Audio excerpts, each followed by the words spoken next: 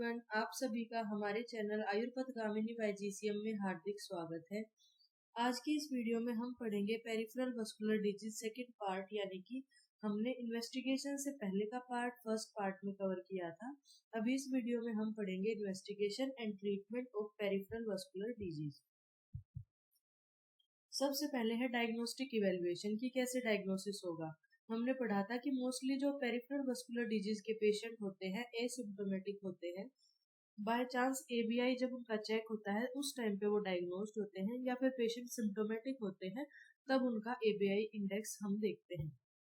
अब इसमें क्या होगा, एबीआई की फुल फॉर्म क्या है, एंकल ब्रेकियल इंडेक्स, यानी कि एंकल ब्रेकियल इंडेक्स। जो ब्लड प्रेशर हम चेक करेंगे एंकल और ब्रेकियल पार्ट में, तो एबीआई का फॉर्मूला क्या है, ankle systolic blood pressure divided by brachial systolic blood pressure.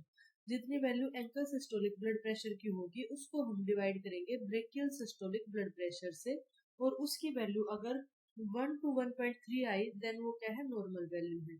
अगर लेस देन 0.9 आती है देन पेरिफेरल आर्टीरियल डिजीज है, लेस देन 0.4 आती है then it indicates severe ischemia, और अगर ग्रेटर देन 1.3 आती है देन इसका मतलब क्या है कि नॉन कंप्रेसिबल वेसल्स है, वेसल्स में कोई कैल्सिफिकेशन हो सकता है, डायबिटीज मेलाइटिस या सीकेडी की कंडीशन में ऐसा देखने को मिल सकता है।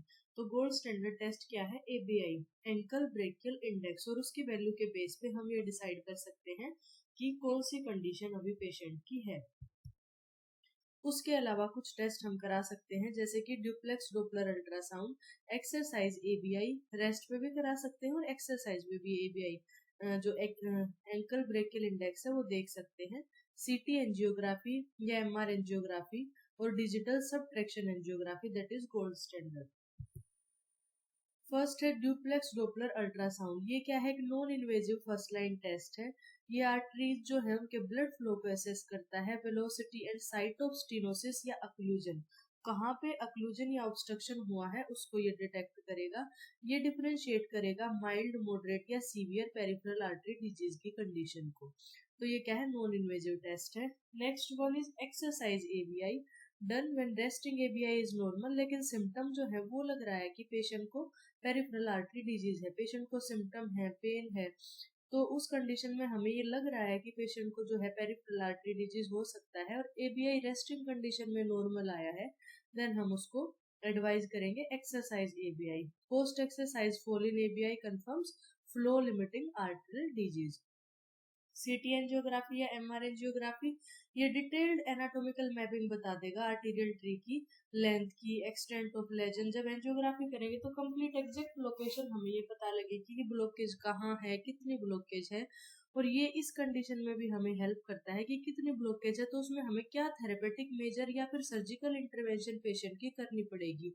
It is useful for planning endovascular और सर्जिकल रिवस्कुलराइजेशन। अगर रिवस्कुलराइजेशन करना है तो एंजियोग्राफी से हमें एग्जैक्ट लोकेशन या मैपिंग हमें पता लगेगी कहाँ पे ब्लॉकेज है या कहाँ पे जो है प्रॉब्लम है। Next is digital subtraction angiography, that is gold standard. ये भी इन्वेजिव टेस्ट है with highest spatial resolution, precisely define करेगा site, severity of obstruction and allow simultaneously therapeutic intervention. इसके साथ साथ हम एंजियोप्लास्टी या स्टंटिंग भी कर सकते हैं। डिजिटल सबट्रैक्शन एंजियोग्राफी ये डिसाइड तो करेगा कि क्या साइट है, कितना सीवियर है ऑब्स्ट्रक्शन, साथ में जो थेरेपेटिक इंटरवेंशन है वो भी परफॉर्म करी जा सकती है। Next is management. पहले तो मैनेजमेंट क्या होगी, जो रिस्क फैक्टर है उनकी मॉडिफिकेशन करनी है। अगर स्मोकर है तो स्मोकिंग बंद करनी है, ग्लाइसेमिक इंडेक्स कंट्रोल करना है, ब्लड शुगर लेवल कंट्रोल करके रखना है। अगर डायबिटिक पेशेंट है, अगर हाइपरटेंसिव है तो ब्लड प्रेशर को कंट्रोल करना है। और जितने भी पेरिफेरल आर्टरी डिजीज के पेशेंट्स होते हैं उनमें स्टेटिन्स लाइक एटोरवास्टेटिन, रोजुवास्टेटिन, कोई भी जो ड्रग है वो पेशेंट की कंडीशन के अकॉर्डिंग शुरू करनी है, क्योंकि जो पेरिफेरल आर्टरी डिजीज है वो एक मैनिफेस्टेशन हो सकती है सिस्टमिक एथेरोस्क्लेरोसिस की, और जो स्टेटिन्स हैं वो रिड्यूस करते हैं कार्डियोवास्कुलर मोर्बिडिटी को एंड मोर्टेलिटी को by stabilising the plaque and lowering LDL cholesterol. जो हमने फर्स्ट पार्ट में पढ़ा था कि एक प्लेक की फॉर्मेशन हो जाती है, लिपिड एक्यूमुलेट होगा, प्लेक की फॉर्मेशन होगी, प्लेक की वजह से आर्टरी का जो पैसेज है, जो ल्यूमन है, वो नैरो हो जाएगा और प्लेक बाद में बर्स्ट भी कर सकता है, जिससे थ्रोम्बस की फॉर्मेशन होगी। थ्रोम्बस कहीं पे ऑब्स्ट्रक्शन कर सकता है, तो ये क्या करेंगे, स्टैटिन्स उन प्लेक्स को स्टेबलाइज कर सकते हैं। Next, antiplatelet therapy like aspirin या क्लोपिडोग्रेल। एस्पिरिन की डोज रहेगी 75 to 150 mg ओडी डोज में, लाइफ लॉन्ग चलेगी पेशेंट को। और जो क्लोपिडोग्रेल है वो भी 75 mg ओडी डोज में लाइफ लॉन्ग प्रेफर्ड करी जाती है। ये दोनों ही जो मेडिसिन हैं क्या करेंगी, कार्डियोवास्कुलर मोर्बिडिटी और मोर्टेलिटी को कम करेंगी। एक्सरसाइज थेरेपी पेशेंट को बता सकते हैं सुपरवाइज्ड वॉकिंग प्रोग्राम, क्योंकि इससे क्या होगा, कोलेटरल सर्कुलेशन इंक्रीज हो जाएगा, मसल्स को जो ऑक्सीजन की डिलीवरी है वो इम्प्रूव हो जाएगी और पेन फ्री वॉकिंग डिस्टेंस जो है वो बढ़ जाएगा धीरे धीरे। सुपरवाइज्ड वॉकिंग प्रोग्राम के अंडर अगर वॉक करेंगे, धीरे धीरे वॉकिंग बढ़ती जाएगी। Frequency, walk at least 3 times per week under supervision, physiotherapist या ट्रेंड स्टाफ साथ में होना चाहिए। इंटेंसिटी, एक इंटेंसिटी पे वॉक करनी है, वॉक एट ए स्पीड पर grade that produce moderate claudication pain. Moderate claudication हो रही है पेशेंट को, उतनी तक स्पीड पे वॉक कर सकता है with in 3 to 5 minutes। Method क्या है, पहले वॉक करो, फिर रेस्ट करो, फिर वॉक करो, इस पैटर्न में वॉक कर सकता है। या फिर walk till pain appears then stop and rest till pain subsides then resume walking. पहले वॉक करना है, फिर पेन होगा पेशेंट को तो उस टाइम पे स्टॉप कर देना है, स्टॉप करके रेस्ट करना है, और रेस्ट तब तक करना है जब तक वो पेन सबसाइड ना हो जाए, और जब पेन सबसाइड हो जाएगा देन अगेन वॉक करना है। Each session 30 to 45 minutes including the rest periods. इस प्रोग्राम की लेंथ और बेनिफिट क्या होगा, मिनिमम 12 वीक तक इसको कंटिन्यू करके रखना है, ज्यादा तो करना ही है। Improve pain free walking distance, collateral circulation develop कर जाएंगे, एंडोथेलियल फंक्शन इंप्रूव होगा और क्वालिटी ऑफ लाइफ भी इंप्रूव होगी पेशेंट की। ड्रग्स क्लोडिकेशन के लिए सिलोस्टाजोल। सिलोस्टाजोल क्या है, PDE3 इनहिबिटर है और सिलोस्टाजोल की डोज है 100 mg BD orally given for 3 to 6 month। ये PDE3 इनहिबिटर है, ये जो है वैसोडाइलेट कराता है, वैसोडाइलेशन करवाता है, और जो प्लेटलेट का एग्रीगेशन है उसको ये इनहिबिट करता है, जिसकी वजह से इंप्रूव करेगा क्लोडिकेशन डिस्टेंस, मतलब क्लोडिकेशन देर से होगी पेशेंट को, जो वॉकिंग डिस्टेंस है वो इंप्रूव हो जाएगा, और ये कॉन्ट्राइंडिकेटेड होता है हार्ट फेलियर की कंडीशन में।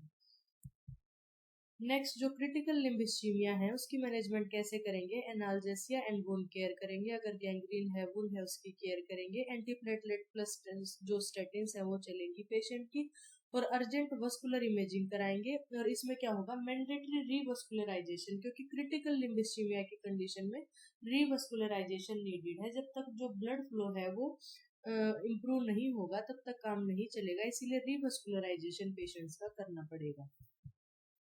रीवस्कुलराइजेशन के लिए क्या क्या ऑप्शंस हैं, इंडोवस्कुलर एंजियोप्लास्टी कर सकते हैं या स्टंटिंग कर सकते हैं, और सर्जिकल बाईपास ग्राफ्टिंग कर सकते हैं, या फिर एंडार्टरेक्टोमी कर सकते हैं।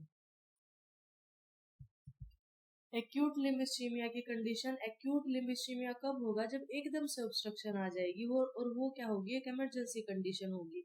हमने पढ़ा था फर्स्ट पार्ट में कि इसके क्लिनिकल फीचर्स में 6P साइन होते हैं, पेन, पैलर, पल्सलेसनेस, पोइकिलोथर्मिया, पैरास्थेसिया और पैरालिसिस। तो इसकी मैनेजमेंट क्या होगी, इमीडिएट IV हेपेरिन देंगे, अनफ्रैक्शनड हेपेरिन 80 यूनिट्स पर केजी बोलस देंगे, फॉलोड बाय इन्फ्यूजन 80 यूनिट्स पर केजी पर आवर, और इमरजेंसी में इमेजिंग कराएंगे, थ्रोम्बोलाइसिस या जो एम्बोलस होगा तो एम्बोलेक्टमी करवाएंगे पेशेंट को।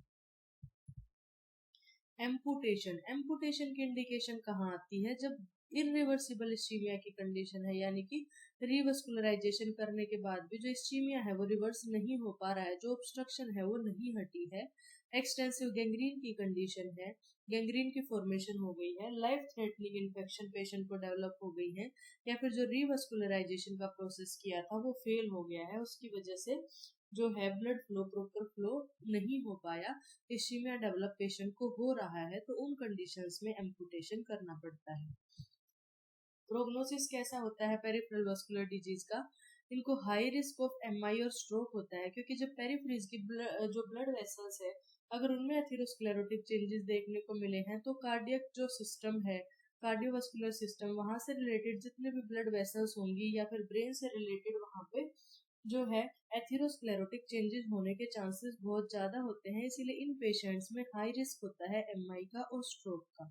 लिम्ब प्रोग्नोसिस डिपेंड करेगा सीवियरिटी और अर्ली इंटरवेंशन। अगर अर्ली इंटरवेंशन हो जाएगी, ब्लड फ्लो प्रॉपर हो जाएगा, इस्चीमिया नहीं रहेगा, तो पेशेंट का प्रोग्नोसिस अच्छा हो सकता है। अदरवाइज जो है बैड प्रोग्नोसिस भी हो सकता है, एम्पुटेशन के चांसेस भी हो सकते हैं।